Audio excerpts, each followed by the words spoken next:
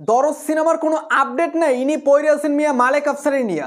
ভাই আপনার উপর কেন খেপবে না দর্শকরা এবং মালেক আফসারি স্যার? কারণ আপনি ডেট দিয়ে একটা ডেটও রাখতে পারছেন, কোনো কিছু রাখতে পারছেন। আপনি সিনেমার পোস্টারের কথা বলছিলেন জানুয়ারির 2 তারিখে আপনি পোস্টারটা দেখাবেন দর্শকদের, কই এখন পর্যন্ত তো পারলেন না।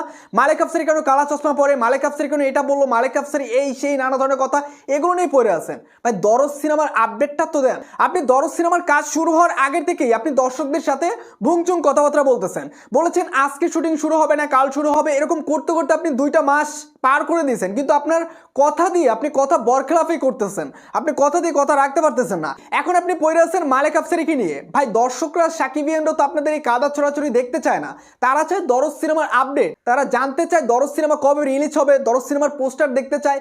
সেগুলো না দিয়ে আপনি এক মালেক আফসারির পিছনে পড়ে আছেন আর আপনি পড়ে আছেন হিন্দি সিনেমার পিছে, কিন্তু দরজ সিনেমার কোনো আপডেট দিতেছেন না। দর্শকরা কেন খেপবে না?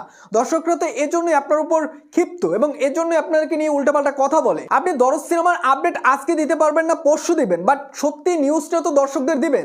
আপনি একটা ডেট দেন, সেই ডেট পিছিয়ে যায়। যেমন ফেব্রুয়ারির 2 তারিখে আপনি সিনেমা রিলিজ করার কথা বলছেন, সেটাও আপনি রিলিজ করতে পারবেন না। তো আপনি কি করতে চাচ্ছেন? দর্শকদের উপর যে আপনি খেপে যাচ্ছেন, তো দর্শকরা তো চায় আপডেট পেতে, কিন্তু আপনি তো ডেট দিয়ে ডেট বরখেলাপ করতেছেন, দর্শকদের মন নিয়ে সিনেমানি খেলতেছেন। তো ভাই ব্রাদার অনন্য মামুন ভাই তিনি যে কথাগুলো বলতেছেন, এই যে মালেক আফসারিকে নিয়ে উল্টাপাল্টা কথা এবং এই দরজ সিনেমার আপডেট না দিয়ে কি সব বলতেছে তিনিই জানেন। তো এই বিষয়ে আপনাদের কি বলার আছে অবশ্যই কমেন্ট করে জানিয়ে দেবেন এবং আমার চ্যানেলটিতে নতুন হয়ে থাকলে নিত্য নতুন আপডেটগুলো সবার আগে পাওয়ার জন্য চ্যানেলটি সাবস্ক্রাইব করে রাখবেন।